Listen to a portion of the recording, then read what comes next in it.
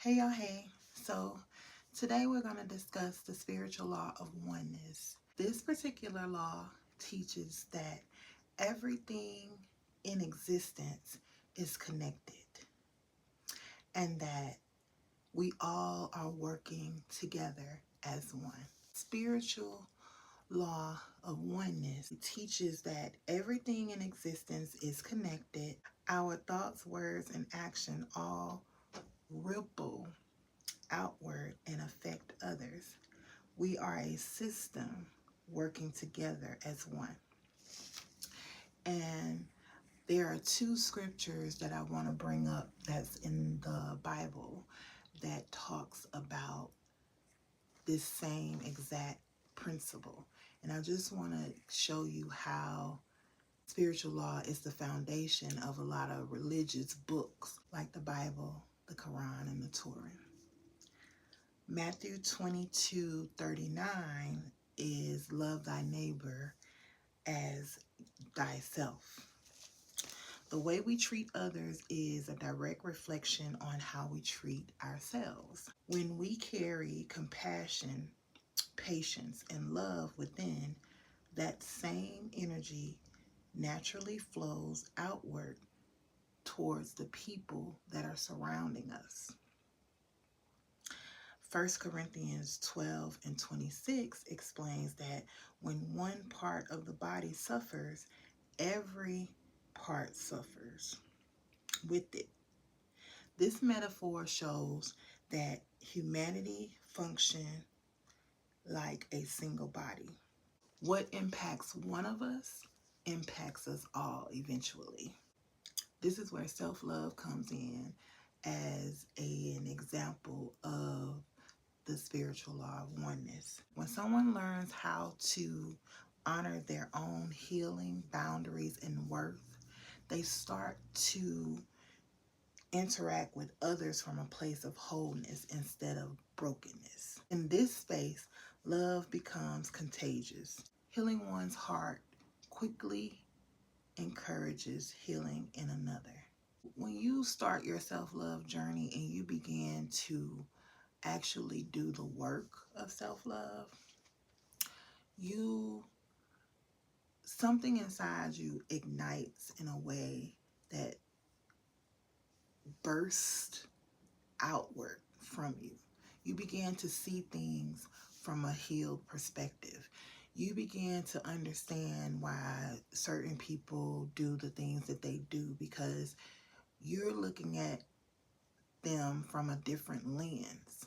When we are exercising our own self-love journey, we oftentimes see ourselves in a mirror and we look at ourselves and examine and create assessments about how we feel and why we feel those particular feelings.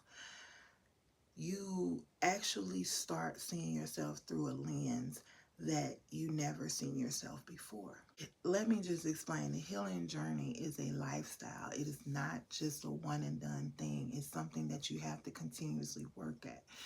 And with that being said, once you have come into your healing journey, you start seeing things in a light that is more conducive to your space of safety and peace.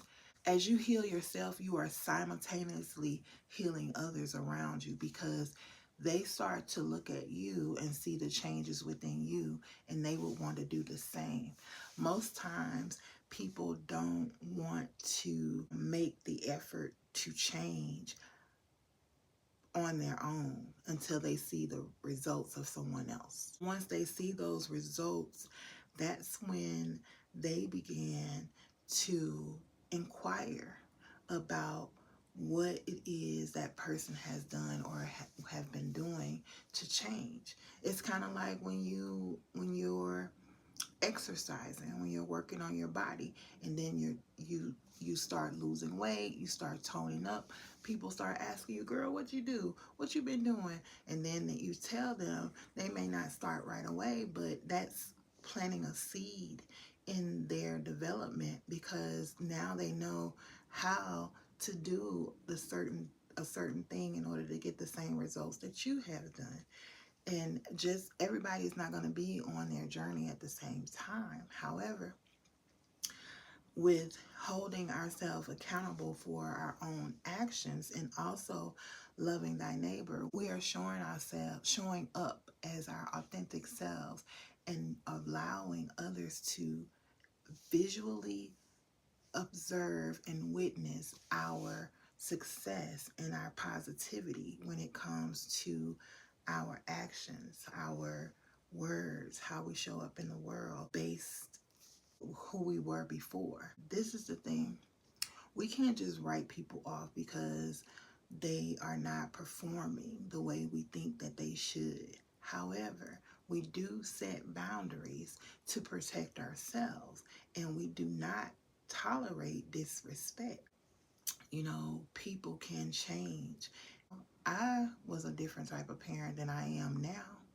And I know that if I can change, I know that others can change too. Because a lot of times people are the way that they are because it's a defense mechanism. They're trying to protect themselves from a hurt that they have encountered. When one person heals from childhood traumas and other traumas in their lives, it's like throwing a pebble into a pond. That pebble makes an impact, but it ripples throughout that entire pond and touches other things that's within that area. So we have to be mindful that our healing is for us. Yes, it is. However, when we are committed to our self-love journey and go through our healing process, we're not just healing ourselves, we're healing the child that's within us, and we're healing everyone who comes in contact with us from that moment on. We are allowing people to see that it is possible, and that is a beautiful thing. When you start healing yourself, you start seeing more of that healing. When you start being grateful for the things that you have, you start seeing more things to be grateful for. That's just how this world works. And what you put in is what you're going to get out. That's it, and that's all. I thank you for taking this time to view this video, and I hope you have a beautiful day. I just want to tell you that I love you, but God loves you more.